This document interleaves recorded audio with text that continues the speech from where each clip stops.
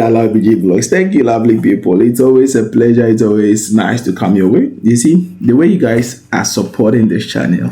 What else can I say? But I want to say thank you. Share, man. Share, Dajia. You see, you guys are so much phenomenal.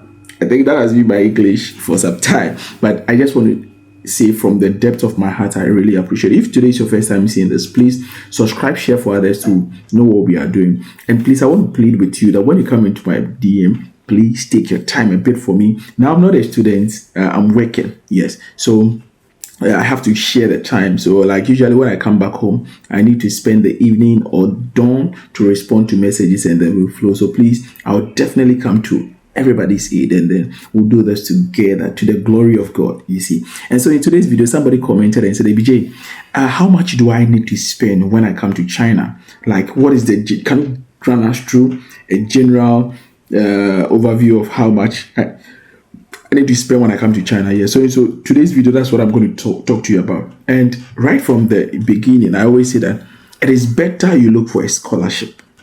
And for the scholarship, that is why we are all here. We have the Chinese government scholarship where we have the type A, type B, type C. You can check other videos where I've talked about them. You can apply for university scholarship, provincial scholarships, and some of these things come in the form of partial.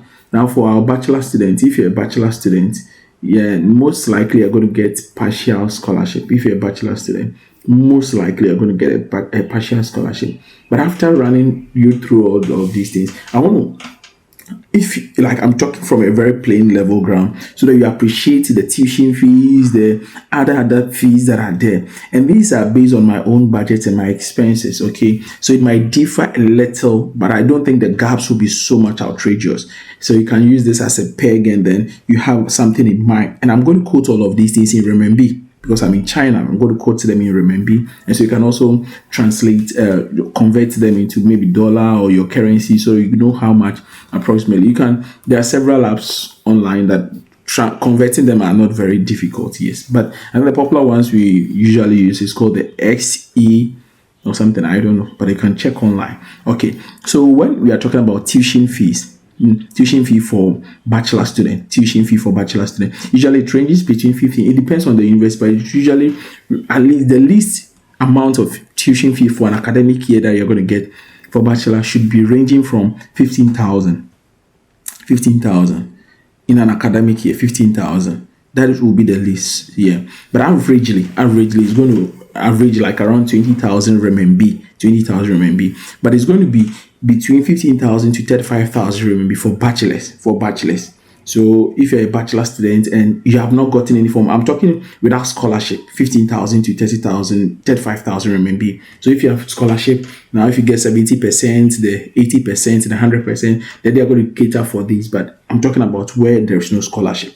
And then when we are talking about masters and PhD, we are looking between 20,000 renminbi to like 45,000 renminbi. So 20,000 for masters, 25,000 for masters, 30,000, 35,000, 45,000 for PhD. Yeah, for PhD. So basically, you see how it's ranging. But if you're a medical student, for medical students, it's quite high a bit. Sometimes medical students would go for the top, like 45,000 and all of that. So if you're a medical student, and it's very difficult for medical students to win full scholarship too. Like people come to BJ, can I win a full scholarship? I'm a medical student. Yes, it's good you can win, but sometimes it is very, very, very difficult to win as a medical student. So, but notwithstanding, we would manage through like that. Okay, so that is it. And then when it comes to accommodation, it depends on where you find yourself. But if you want to stay on university campus, for my university campus, 2 in a room accommodation costs 750 renminbi a month. But usually Chinese people universities will not take for monthly basis. They take for the whole period. And so some universities accommodation ranges between 9,000 for the whole academic year, 9,000 yuan for the whole academic year, or 7,500 yuan for the whole academic year. Okay, so you're going to pay between this amount, but averagely it's supposed to be like 8,000 renminbi for the academic year. That is a 2 in a room accommodation. But if you want 1 in a room, then you're going to pay twice of that amount. But if you're a PhD student and you get CSC, most of the universities, it's likely you get one in a room accommodation. So you want to bear that in mind. And if you want to stay in the apartment, it depends on your money. It depends on where you want. It depends on the kind of accommodation that you want. It depends on the kind of accommodation that you want. If you want a two in a room, like us in a two-bedroom apartment, it's going to go high, like 25, 2,500 RMB, 2,000, 1,800. And these ones also depend on the jurisdiction, the location. Like Beijing, Shanghai, the costs are too much. Xi'an, Wuhan, Jiangxi, some of the Nanjing, I think these places will be a little lower, but I cannot really tell. But if you have any experience, you can also share in the comment section. But generally, these are the ranges. But when it comes to transportation, we have several transportation. We have the bikes, we have the Didi, we have the Didi is usually the Ubers, we have the buses, we have the what do you call it? We have the buses, we have the what do you call it? Subways. Yeah, we have the subways. This video is uncut, so like I'm just recording it right now. You have the subways. So now, when it comes to the bicycles, I think they have monthly subscription, and then they have the very, very cheap subscription, like daily usage. I think the daily usage was costing 1.6 RMB per drive or ride. Yes, for like 2 hours or something per ride. Yes, and then they have the campus motorbikes where it also costs like 2 RMB for like 30 minutes or something. It depends. Yeah, but these are the buses, like the bikes level. And when we come to the subways, it also depends on the distance, but generally the cheaper, like it's the average one usually is 2 RMB, 2 RMB, 2 RMB, 2 RMB, and depends on the distance. Yeah, if you're going for a very long distance, like 5 RMB, 10 RMB. Yes, and when we come to the bus levels, for the buses,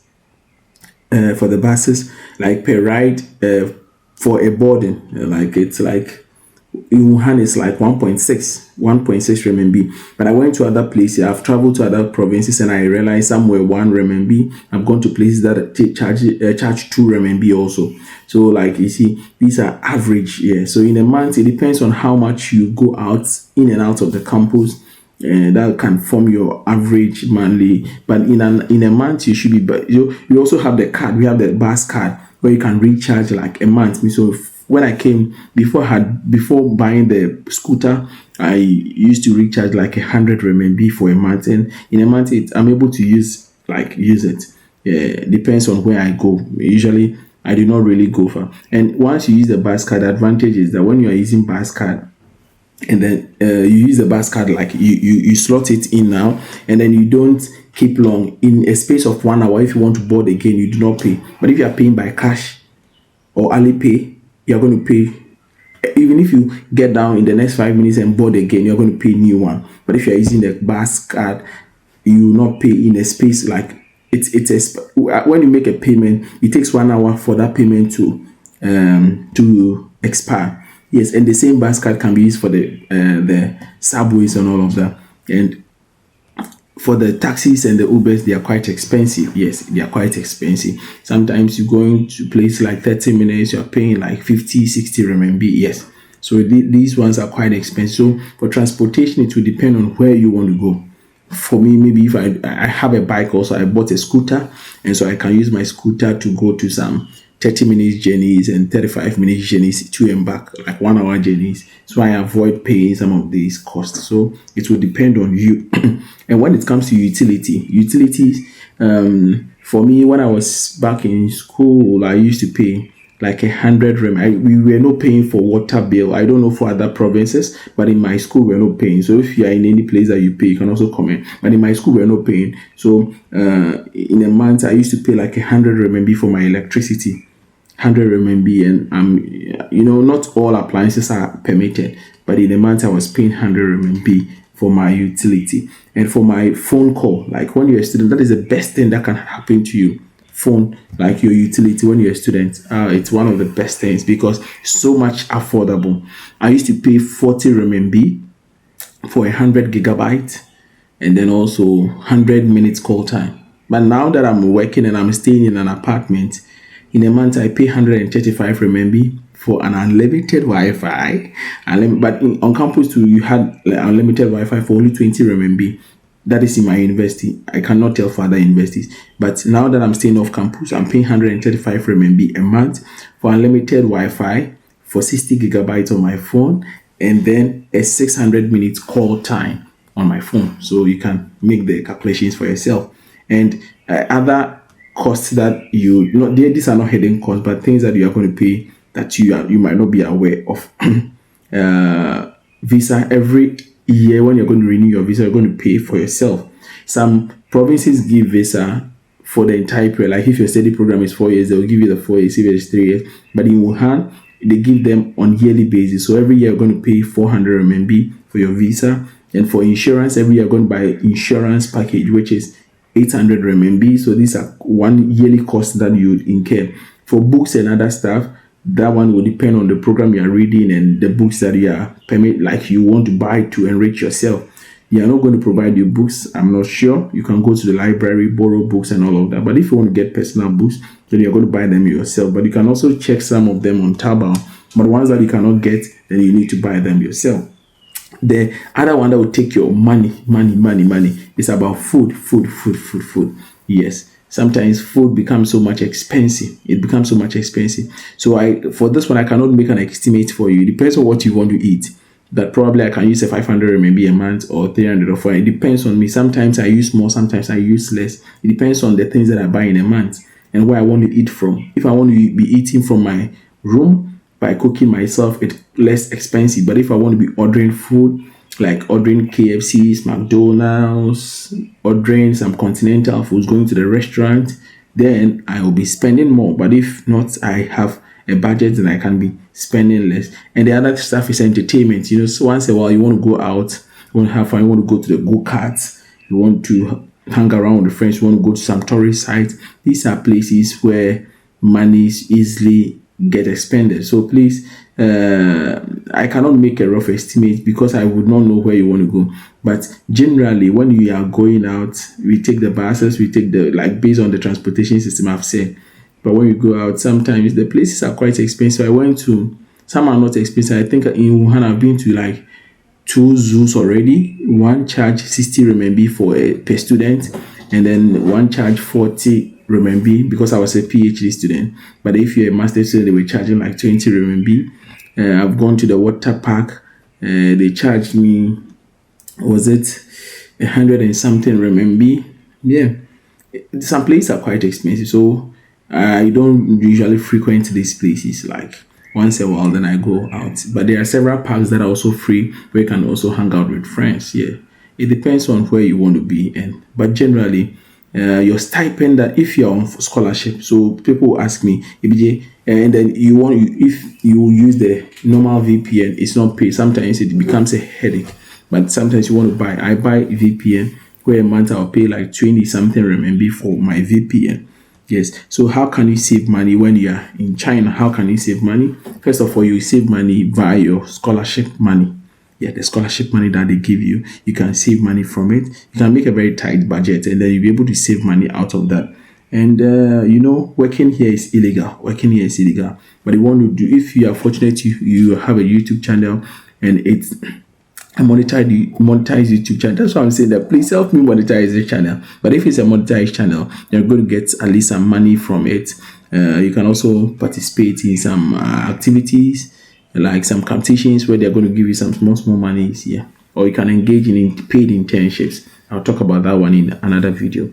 Yes, when people have gotten their visas and they're coming, I'll tell you how to get money in China. So basically, these are some of the stuff. But if you're on a scholarship, if you're on a full scholarship, Chinese government scholarship, they'll give you the 3,500 for PhD, 3,000 for PhD. But if you're on a university scholarship where they are giving 1,500 and then the 2,000s and all of that, you have to draw a tight budget. Out of this money, you can save out of this money.